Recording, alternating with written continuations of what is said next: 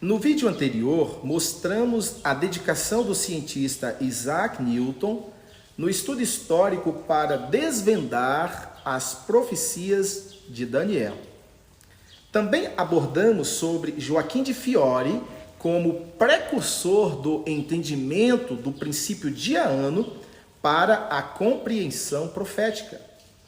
Contudo, gostaria de te convidar para irmos um pouco mais longe a fim de melhor esclarecer o assunto e mencionar que antes de Fiori, estudiosos já se debruçavam sobre o tema.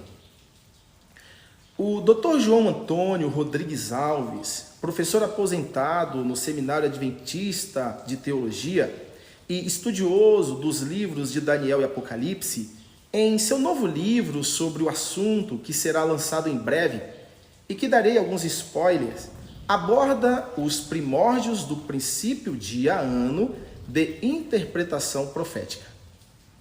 Para Rodrigues Alves, este princípio foi reconhecido bem cedo na história da interpretação pelos sábios judeus do terceiro século antes de Cristo, quando traduziram a Septuaginta e compreenderam as 70 semanas de Daniel 9 como semanas de anos.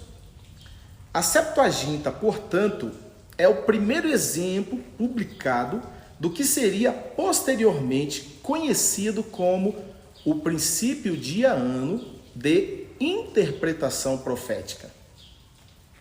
Rodrigues Alves ainda exemplifica o assunto na literatura judaico-helenística e também nos escritos da comunidade de Qumran e pós-Qumran.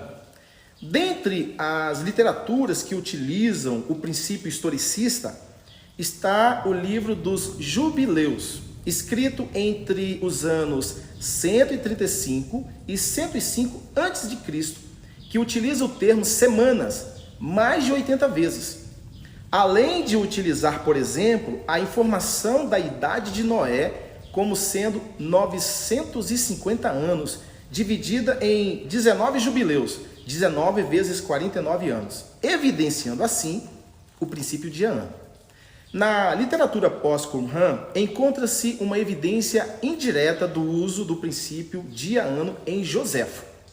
Além de Joséfo, o documento Seder Olam, atribuído ao Rabi José ben Halafta, no século II d.C., apresenta uma espécie de exposição sobre Daniel capítulo 9, versos 24 a 27, onde o autor adapta a cronologia para abarcar o período entre o incêndio do primeiro e do segundo templo, 586 a.C. a 76 DC, evidenciando que o fundamento da análise tem base e esquema de um dia para um ano. A aplicação deste princípio a outras profecias temporais, como a dos 1290 dias, 1335 dias e 2300 dias, requereu naturalmente a passagem de alguns séculos, pois somente depois de um tempo considerável é que tais profecias se tornaram compreensíveis. O primeiro intérprete a reconhecer a aplicação deste princípio às profecias dos 1290 e 2300 dias foi o Rabi Nahavendi, nos primeiros anos do século IX. Posteriormente, outros estudiosos utilizaram o princípio diano, como Joaquim de Fiori, no século XII, e o reformador Philippe Melanchthon, no século XVI. De maneira particular, ao se aproximar o fim dos períodos proféticos dos 1260, 1290, 1335 e 2300 dias, e seguindo-se ao seu cumprimento, o número de intérpretes que utilizou o princípio diano aumentou exponencialmente. Portanto, o princípio diano de interpretação é reconhecido, no mínimo, desde o terceiro século antes de Cristo, em algo tão importante como a tradução das escrituras hebraicas para a língua grega. Depois disto, observa-se uma aceitação e utilização deste princípio para a interpretação das profecias temporais do livro de Daniel, especialmente no século XIX, quando Guilherme Miller desvendou os cálculos proféticos. Assim sendo, o método historicista de interpretação não é uma aparição tardia no cenário teológico.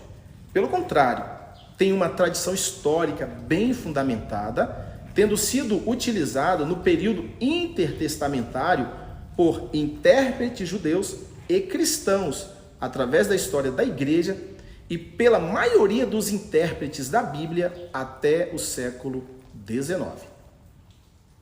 De acordo com o teólogo Gerhard Fendel, apesar do que alguns possam alegar, o princípio dia-ano não é um método ultrapassado, mas um princípio válido para a interpretação das profecias apocalípticas ainda hoje. Então, se você quer conhecer mais acerca das profecias de Daniel e Apocalipse, é super importante entender o princípio dia-ano de interpretação. Venha conosco! O assunto de hoje é sobre o santuário. E para você compreender sobre esse tema, eu diria para você que é imprescindível o conhecimento histórico sustentado na Bíblia e no princípio dia-ano. Que Deus te abençoe.